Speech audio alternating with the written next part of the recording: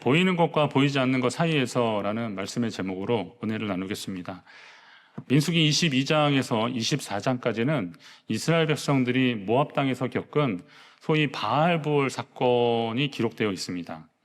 오늘 내용도 그 중에 그 시작과 같은 것인데, 이 보이는 것과 보이지 않는 것, 다른 표현으로 하면 인간의 탐욕과 하나님의 절대적인 주권 사이에서의 대립과 갈등을 극적으로 보여주고 있습니다. 모압 왕 발락은 이스라엘 민족이 아모리 왕 시온과 바산 왕 옥을 차례로 물리쳤다는 소식을 전해 듣고 번민이 되었습니다. 고민이 되는 거죠.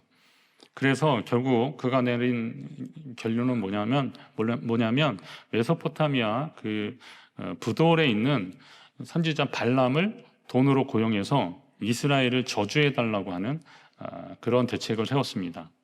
그런 제안을 받은 발람이 하나님께 여쭙습니다.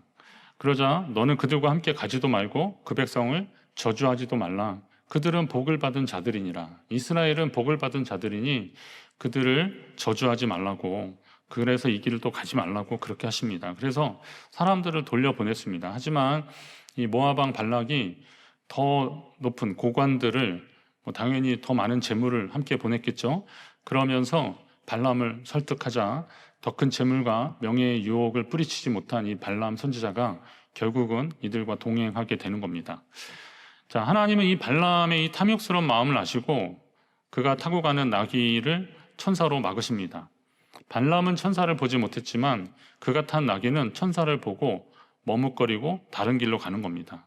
화가 난 발람이 나귀를 한 3차례 이렇게 때렸는데 하나님은 나귀의 입을 열어서 말하게 하셨고, 그제서야 발람은 그 천사를 보고 또 자기가 어떤 잘못을 했는지 깨닫게 됩니다. 성도는 자신이 어디에 속한 자인지를 끊임없이 확인하셔야 됩니다. 저는 지도 보는 거 좋아하는데요. 지도를 볼 때 제일 먼저 해야 되는 거는 내가 어디 있는지를 좀 더 잘 봐야 됩니다. 아무리 훌륭한 지도라 하더라도 내가 어디 있는지를 모르면 그건 의미가 없습니다. 여러분, 만약에 아르헨티나의 부에노스아이레스 지도가 궁금해서 막 보신다고 하면 여기 이런 거구나. 그런데 그 지도하고 여러분하고 무슨 상관이 있습니까? 그 관광지나 이런 공원에 가면 그 전체 안내도 있지 않습니까? 근데 그걸 볼 때 제일 먼저 보셔야 되는 게 뭐예요? 현 위치, 나의 위치가 어딘지, 빨갛게 보통 돼 있잖아요. 그거부터 보는 겁니다. 그거부터 보면 내가 어디에 있고 내가 어디를 가고 싶은데 어느 방향으로 가야 되는지를 알 수 있는 겁니다. 성도도 자기 정체성을 바로 확인해야 됩니다. 나는 지금 어디에 속해 있는가? 나는 어디에 있는가? 저와 여러분의 시민권이 하늘에 속한 줄로 믿습니다. 그렇다면 우리는 주님께 속한 자들입니다. 하나님께 속한 사람들입니다. 한번 따라할까요? 나는 하나님께 속했다. 나는 하나님께 속했다라는 겁니다. 보이는 세상의 방식이 아니라 주님을 따르는 사람들입니다. 하나님께 속한 사람들의 특징이 바로 그렇습니다. 오늘 말씀을 통해서 여러분의 소속이 어디인지를 좀 확인하시고 어떻게 살아가야 할지를 깨닫는 귀한 시간 되시기를 간절히 바랍니다. 자, 모압 족속의 왕 발락은 이스라엘 민족의 기세에 겁이 났습니다. 그렇게 강력했던 아모리 족속과 싸워 이긴 것을 보면 자신들이 점령당하는 것은 시간 문제였습니다. 아모리 족속에 대해서 지난주에 말씀드렸잖아요. 시리아, 팔레스타인 지역에 넓게 분포된 강력한 족속인데, 이 모압 땅에 거의 양 끝을, 위아래를, 밑에는 이제 시온이, 그리고 위에는 옥이 이렇게 차지하고 있었습니다. 그런데 이 사람들이 이스라엘과 싸워서 그냥 다 죽임을 당한 겁니다. 이 왕들이 죽고 말았어요. 그러니까 다 점령당한 거죠. 그러면 그들도 그렇게 됐다 그러면 지금 모압은 그나마 아모리 족속한테 패해서 지금 어느 정도 소규모 유지하고 있는 상황인데, 근근히 살아가고 있는데, 그럼 자기네들은 보나마나다라고 생각했던 거죠. 겁이 나니까 이 발락이 생각한 것이 그거였죠. 발람 선지자인 겁니다. 물론 그가 구약 성경에 나오는 다른 선지자들처럼, 보통의 선지자들처럼 하나님의 명령을 받아서 활동하고 예언하는 그런 사람들로 보기는 좀 어렵습니다. 그렇지만 그래도 일반인들과 달리 영적인 세계를 아는 사람이다. 그래서 그 발람 선지자에 대해서 좀 후하게 점수를 치는 신학자들은 이 사람이 처음에는 하나님의 일을 맡았던 사람일 것이다. 그러나 타락했다. 이렇게까지도 얘기를 합니다. 근데 저는 이제 봤을 때 지역이나 이런 걸로 봤을 때는 그렇진 않고, 다만 이제 그런 영매의 세계를 아는 사람도 있잖아요. 그런 거죠. 그래서 영적으로는 그런 세계를 알고, 그래서 하나님과도 통할 수 있는 사람이죠. 실제로 또 그가 알려지기로는, 지금 발락이 알기로는 그가 복을 비는 자는 복을 받고 저주하는 자는 저주를 받는 줄을 그가 알았다는 것은, 그런 소문이 퍼졌던 겁니다. 자, 왕이었던 발락이 자기 민족을 위협하는 그런 강한 세력에 맞서 대책을 마련하는 것은 당연합니다. 그러나 발락은 상대를 잘못 알았던 겁니다. 그가 상대하는 이스라엘이 누구냐? 그들은 하나님의 백성이었습니다. 그가 발람 선지자에 대한 소문을 들었듯이 이스라엘 민족에 대한 소문도 들었을 텐데, 그럼 이스라엘 민족이 하나님 민족이라는 것을, 하나님 백성이라는 것을 알았을 텐데 왜 이런 선택을 했을까? 사실 이스라엘은 훈련된 군대가 아니었습니다. 강력한 지도력을 바탕으로 한 왕권을 유지하는 그런 나라도 아니었습니다. 그런데 지금까지 강한 대적과 싸울 때마다 이겼습니다. 그렇다면 그들에게는 뭔가 좀 특별한 것이 있었습니다. 이스라엘의 백성 수가 발락이 다스리고 있던 모압의 족속보다 많은 것은 사실이지만, 그러나 더 중요한 것은 그들에게 지금까지 이런 큰 승리를 주신 것은 하나님이시라는 겁니다. 하나님이 하셨다는 거죠. 결국 발락은 보이는 것에 대한 그런 걱정 때문에 보이지 않는 하나님의 손길이 그들 가운데 임재했다는 것을, 하나님의 손길이 개입했다는 것을 그는 몰랐던 것입니다. 발락만 그렇습니까? 우리도 마찬가지 아닙니까? 살면서 세상에서 보이는 현상에 대해서는 민감하지만 이 세계를 다스리는 하나님의 영적 질서에 대해서는 혹시 무지하지 않았는지, 또 발락처럼 세상적인 방법을 따라가지는 않았는지 우리는 좀 돌아보고 반성해야 됩니다. 여러분, 오늘 교회 오실 때에 옷장 이렇게 열어보고 어느 옷을 입을까 고민하지 않으셨습니까? 저는 고민하지 않았습니다. 어제 밤에 꺼내놨기 때문에 오늘은 고민하지 않았습니다. 근데 옷장을 보고 이게 뭐가 좋을까? 넥타이는 지난주에 넥타이 색깔이 뭔지 생각도 안 나시죠? 약간 그 연두색빛 나는 거였는데 그건 저만 아는 거예요. 그런데도 저는 똑같은 거 매면 안 되겠지? 그리고 이런 색상을 선택을 하는 겁니다. 자, 이런 타인의 시선이나 이런 거는 좀 민감한데, 나는 과연 하나님이 보시기에 어떨까에 대해서는 얼마나 고민하시고 얼마나 하나님께 나아갔냐라는 겁니다. 우리가 세상에서 염려하는 것들도 그런 거죠. 여러분, 그 염려의 대부분이 사실은 나의 통제에서 벗어났다는 거 아십니까? 어떤 통계에 그런 거 있잖아요. 우리가 품고 있는 염려의 대부분은 일어나지도 않았거나 일어나지 않은 일이 한 40% 넘는데요. 그리고 이미 지나가 버렸거나 과거에 이미, 그래서 엎질러진 물이야. 내가 걱정한다고 해서 뭐 될 것도 아니야. 그런 겁니다. 사소하고 하찮은 것들이 한 15%, 다음에 한 85% 되거든요. 그럼 진짜로 정말로 일어날 수 있고 내가 통제할 수 있는 일에 대한 걱정은 10에서 한 15% 정도라는 겁니다. 그런데 우리는 이 대부분 한 85%의 걱정을 하고 살아가는 거죠. 베드로전서 5장에 보면 너희 염려를 다 주께 맡기라라는 말씀을 제가 묵상하면서 그런 마음이 들었어요. 아, 인생의 걱정과 염려를 주님께 맡기는 것도 믿음이구나. 믿음이 있어야 이걸 주님께 맡기는 겁니다. 주님을 신뢰하지 않고 주님을 믿지 않는다면 이거 어떻게 주님께 맡기겠습니까? 여러분 모두가 보이는 것에 대한 염려를 좀 거두시고 보이지 않는 손길로 역사하시는 하나님을 더 신뢰하시기를 간절히 바랍니다. 우리는 그렇게 살도록 하나님이 우리를 응원하고 계십니다. 저주 말고 축복하는 인생을 살라는 겁니다. 하나님이 인간을 만드시고 생육하고 번성하여 땅에 충만하라 그랬습니다. 땅을 정복하라 그랬고요. 바다의 물고기와 하늘의 새와 땅에 움직이는 모든 생물을 다스리라 그랬습니다. 자, 땅에 충만하라, 정복하라, 다스리라, 이런 명령을 하셨는데 이 말씀 앞에는 뭐냐면 하나님이 그들에게 복을 주시며 그랬습니다. 자, 생육하고 번성하고 땅에 충만하고 땅을 정복하고 땅을 다스리는 이런 일들은 하나님이 우리에게 복을 주셨기 때문에 가능한 일들이 되는 겁니다. 그러면 하나님이 우리에게 복을 주시면서 그렇게 하라는 것은 그것이 우리의 사명과도 같은 것입니다. 사명을 말씀하시는 거죠. 모든 피조물은 하나님께 복을 받은 존재들입니다. 저와 여러분이 다 복을 받았습니다. 따라서 내가 먼저 하나님께 은혜와 복을 받았으면 그것을 믿음으로 살면서 주님께 받은 그 은혜와 복을 나누는 삶을 살아가야 되는 거죠. 그게 바로 축복의 통로의 삶이 되는 겁니다. 창세기 11장까지를 원역사라고 합니다.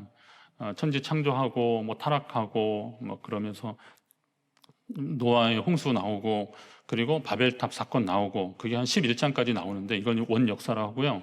그리고 이제 12장부터는 아브라함이 11장 끝에 나오지만 하여튼 12장부터는 하나님이 그를 부르셔서 그로 하여금 큰 민족을 이루고 복을 주고 내 이름을 창대하게 하리니 너는 복이 될지라 라고 하나님이 복이 될지라 라고 말씀하십니다. 너는 복이다 라고 하시는 거예요. 근데 이거를 개역 한글에서는 너는 복의 근원이 될지라 이렇게 번역을 했습니다. 자, 이 말씀은 아브라함뿐만이 아니라 모든 믿는 사람들에게 주시는 하나님의 약속들입니다. 계속해서 하나님 뭐라 그러시냐면 너를 축복하는 자에게는 내가 복을 내리고 너를 저주하는 자에게는 내가 저주하겠다. 그래서 땅의 모든 족속이 너로 말미암아 복을 얻을 것이라. 여러분 생각하면 신나지 않습니까? 자, 여러분의 가정이 복을 받는 거는 누구 때문이에요? 그렇게 자신 없으십니까? 자, 우리 교회가 복을 받는 건 누구 때문에 그래요? 예. 아니, 하나님 주시는 건 맞는데, 자, 그러면 굳이 이유를 찾는다면 누구예요? 한번 하세요. 용기 있게 자존감 높여서 하십시오. 저 때문입니다. 저한테 해주세요. 빨리 해보세요. 예. 옆에 가까운 분 있으면 알지? 나 때문이야. 예. 제가 가끔 그게 너무 충격적인 사건이라서 설교 예화로도 쓰는데 제주도 가다가 비행기 막 이렇게 뚝뚝 떨어지는데 정말 죽을 뻔했거든요. 이러다 가는구나. 그런데 다들 기도하는 모드인데 나중에 어떤 목사님이 그러더니 요나가 누구였을까 막 그러는데 어떤 분은 알지? 나 때문에 산 거야 그러시더라고요. 그러니까 요나가 누구였을까라고 하는 분보다 알지? 나 때문에 산 거야 이분이 저는 더 대단해 보이시더라고요. 자, 이게 하나님이 우리에게 주신 은혜와 복이거든요. 그런 복을 우리는 실천하면서 살아가는 겁니다. 그런데 이게 다가 아니더라고요.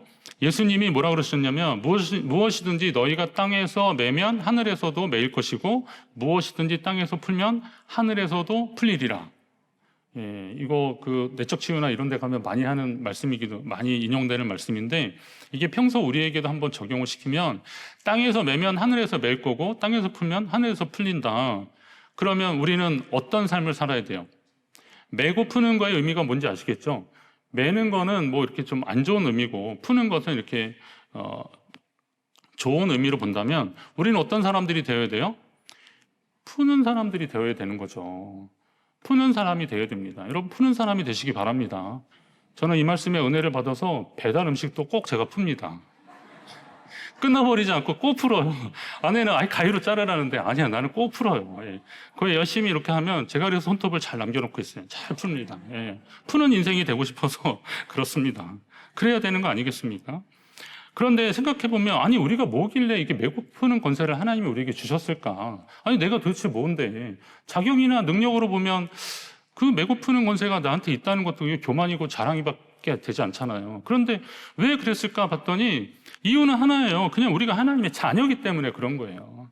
하나님의 자녀 됐기 때문에 예수님이 제자들에게 그렇게 말씀하신 거고 오늘도 우리 그 말씀을 통해서 우리가 축복의 통로로서 살게 되는 거예요. 오늘 본문 우리가 읽은 31절부터 35절이 이제 그 한 부분이라고 했는데요. 이 부분을 이해하기 위해서는 우리의 상상력이 좀 필요합니다. 발락이 보낸 제물에 욕심이 난 발람은 나귀를 타고 결국 이제 길을 떠납니다. 잘 가던 나귀가 여호와의 천사가 칼을 손에 빼든 채 길에 서 있는 걸 보고 이 나귀가 길을 벗어나서 밭으로 들어갑니다.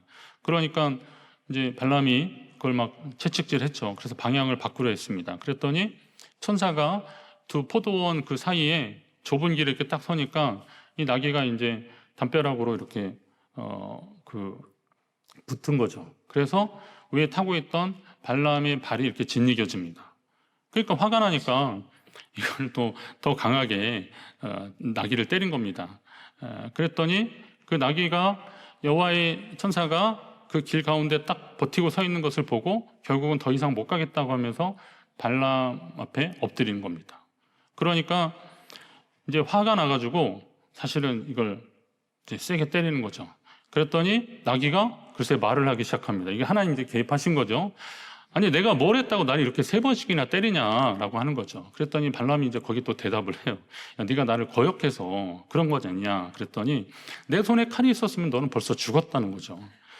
그러자 나귀가 그러는 거예요. 내가 지금까지 당신을 태우고 다녔는데 지금까지 이런 적이 있었냐 하는 거죠. 이런 적이 있었냐. 생각해보니까 없잖아요. 근데 그때 천사가, 하나님의 사자가 이 발람 선지자에게 말을 하는 거죠. 나귀는 나를 보고 3번이나 내 앞에서 비켜섰는데 만약 이 나귀가 비키지 않았다면 틀림없이 내가 너를 죽이고 나귀는 살렸을 것이다. 아까 발람이 나귀를 내가 칼이 있었으면 너 죽었을 것이다 라는 말을 받아서 한 거로 보는데요. 하여튼 너는 죽은 목숨이라는 거예요. 그러나 나귀가 나를 보고 멈춰섰다는 거예요. 이 말은 뭐예요? 아니, 나귀는 봤는데 발람이 그걸 보지 못했다는 거잖아요. 정신이 번쩍 든 발람이 내가 범죄하였나이다. 당신이 나를 막으려고 길에 서신 줄을 내가 알지 못하였다고 그렇게 고백합니다. 자, 알지 못했다는 게 뭐예요? 내가 그걸 보지 못했다는 거죠.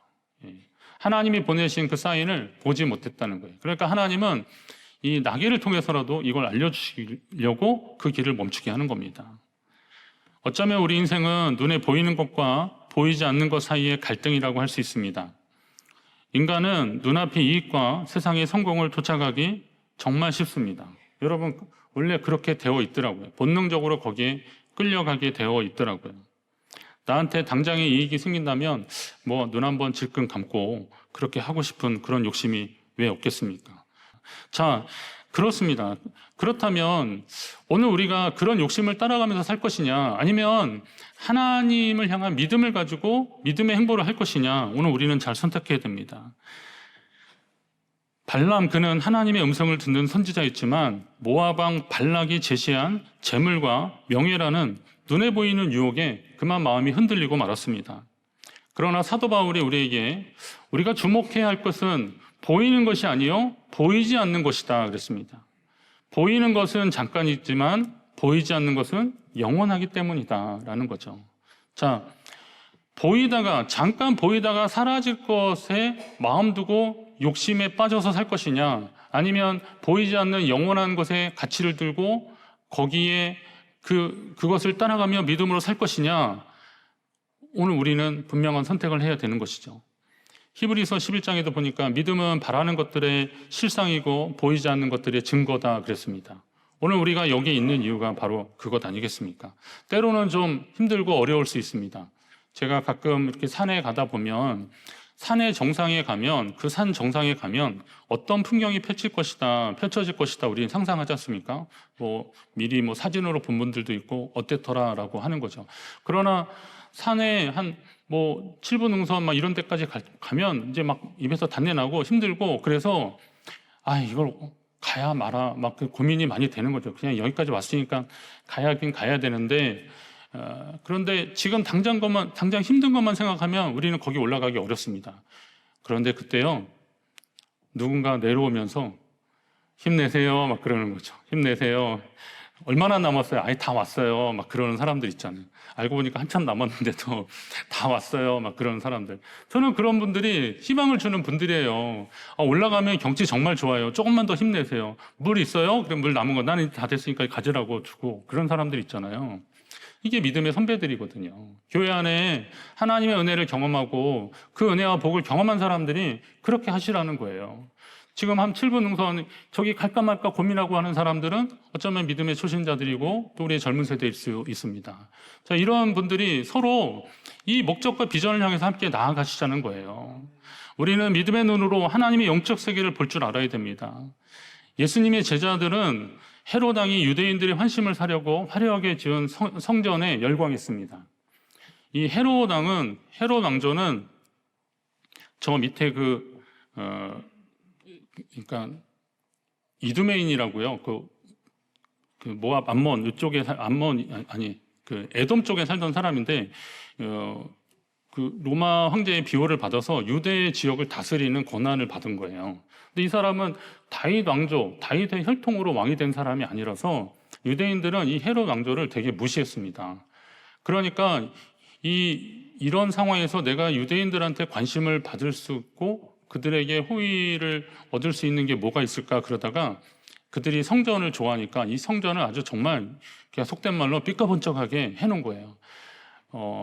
그 바벨론 포로 돌아와서 수룹바벨 그 통독으로 중심을 해서 세워진 게 수룹바벨 성전이라 그러잖아요. 근데 그 성전을 지어놓은 걸 보고 예전의 성전을 기억하는 사람들이 탄식해서 울 정도였으니까 이 수룹바벨 성전이 얼마나 초라했겠어요. 그러니까 이거를 그 이후에 성전을 어떻게 했던 기록들은 별로 없으니까 이 헤롯 왕이 이걸 좀 잘 해놓은 겁니다. 그랬더니 이 갈릴리 촌사람들이 예루살렘에 왔다가 그걸 보고 야 선생님 이거 보시라고 서로 막 놀래고 그러는 거죠. 대단하다고 뭐 그러는 거죠. 처음 볼 것도 아닌데 볼 때마다 새로운 거죠. 그러자 예수님이 한마디 하시는 겁니다. 제 아무리 성전이라도 진정한 예배가 없다면, 하나님께 드리는 진정한 예배가 없다면 돌 하나도 돌 위에 남지 않고 다 무너뜨려질 것이다 라고 하시는 겁니다. 이게 무조건 성전이 무너질 것이라는 것이 아니에요. 이 성전에서 하나님께 온전한 예배가 드려지지 않고 하나님을 이용해 먹는 사람들만 많고, 그렇다면 이 성전은 무너질 것이다. 이 무너지고 다시 사흘 만에 내가 다시 세울 것이다 라고 예수님 말씀하고 계십니다. 우리 교회가 하나님이 하시는 일들을 보게 되기를 바랍니다.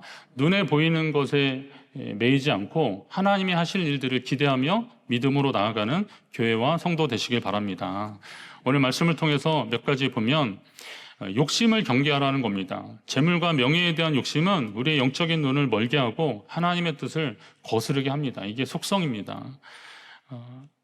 그리고 저주가 아닌 축복하는 인생을 살아야 되는 겁니다. 그건 사명과도 같습니다.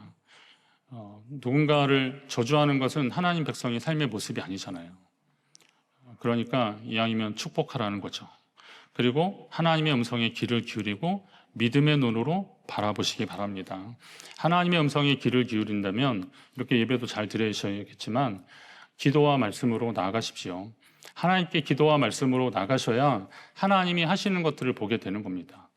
평소에 기도와 말씀으로 나아가셔야지 그렇지 않아도 하나님이 뭐 강권적으로 개입하실 수는 있겠지만 그런 하나님의 강권적인 개입은 큰일 났을 때입니다.